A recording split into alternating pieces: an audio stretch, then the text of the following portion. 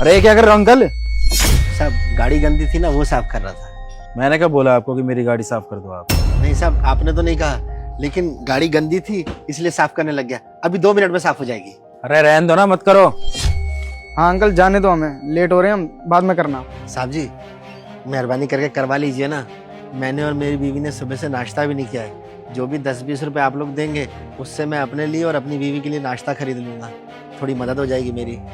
अरे पैसा चाहिए था तो डायरेक्ट मांग लेते ना, इतना ड्रामा करने की क्या जरूरत थी? दियो 10-20-50 रुपए दे दे। ये लो। नहीं साहब, मैं भीख नहीं लेता, मैं अपनी मेहनत का लेता हूँ। गाड़ी साफ करूंगा तभी आपसे ये पैसे ले सकता हूँ, वरना मैं नहीं लूंगा। अरे भीख नहीं दे रहे, आप ही ने बोला था ना कुछ खाने पीने के लिए चाहिए, तो ले लेना इससे। नहीं साहब, मैं ऐसे पैसे नहीं लूंगा। मैं अगर मेहनत करूंगा ना तभी मैं ये पैसे लूंगा।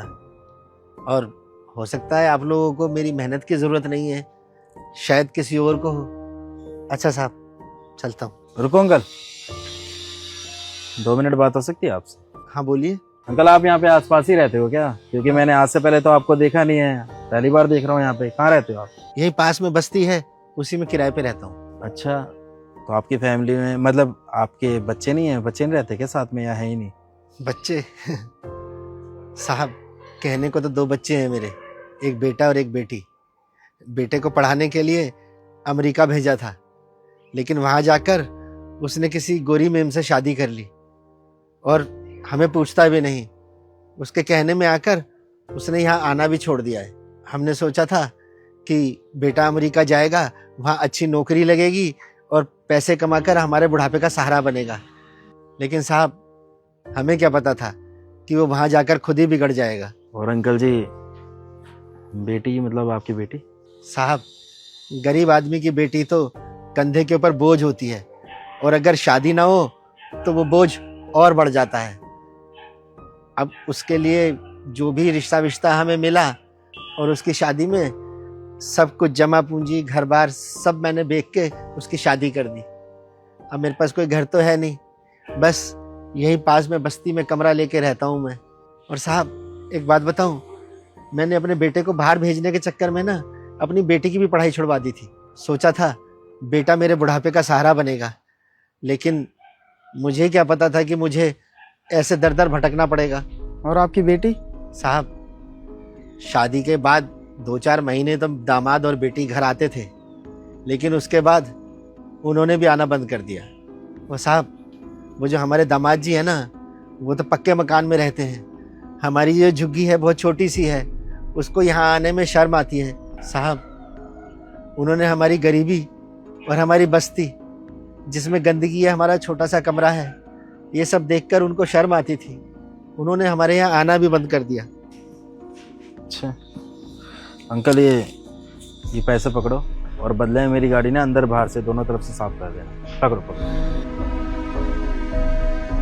हाँ, और वैसे अगर आप बुरा ना माने तो मैं आपको अपने यहाँ पे जॉब दे दूँ तो आप कर लोगे? जो सैलरी मैं आपको दे दूंगा, मतलब 15,000 के आसपास दे दूंगा।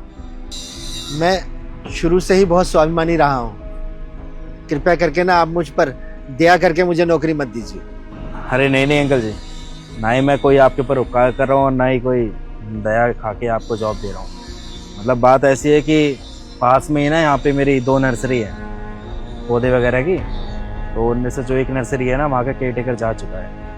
अब कोई ना कोई मुझे एक ऐसा बंदा चाहिए वहाँ के लिए जो सच में ईमानदार हो। अब मेरी पीठ पीछे समझ लेना आपको वो सारी चीज़ें संभालनी पड़ेगी, तो पैसों वैसों का भी हिसाब रखना पड़ेगा।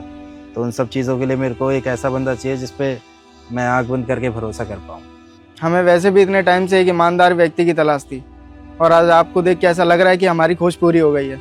और आपकी बात सुनकर, आपकी ईमानदारी देखकर मुझे ऐसा लग रहा है कि आप बिल्कुल फिट रहेंगे उस चीज़ में। क्या कर सकते हैं आप वहाँ पे काम? ठीक है साहब, मैं कर लूंगा नौकरी आपके पास। और अंकल जी इसमें सिर्फ आपका ही फायदा नहीं है बल्कि हमारा भी तो फायदा है, क्योंकि आपसे पहले जो आदमी लगा हुआ था ना वहाँ पे काम कर रहा था, उसकी 18,000 रुपये सैलरी थी। अब मैं आपको 15,000 रुपये दूंगा, 3,000 तो मेरे ही बच गए, आपको ही काम मिल गया। क्यों? और आप टेंशन मत लेना, जैसे ही आपका काम देखूंगा मैं, आप काम सीख जाएंगे तो सैलरी बढ़ा दूंगा मैं आगे। चलिए ठीक है अंकल जी, कल से आइएगा, मिलते हैं। ठीक है। बाकी अगर मैं ना मिलूँ यहाँ पे तो मेरा भाई मिलेगा, ये आपको टाइमिंग वगैरह सब कुछ बता देगा और साइड भी दिखा दे एक बार, ठीक है? अपनी जो सोनीपत पीछे वाली है ना वो वाली दिखाइए। एक काम करता हूँ ना, मैं इन्हें कार्ड दे देता हूँ, ये फोन करके भी पूछ लेंगे, मैं समझा दूंगा सब कुछ। ये कार्ड अंकल, इस पे इसका नंबर और मेरा नंबर दोनों का ही है, ठीक है। धन्यवाद साहब, धन्यवाद। मैं कल समय से आ जाऊंगा साहब। ठीक है सर, नमस्कार साहब। चल भाई।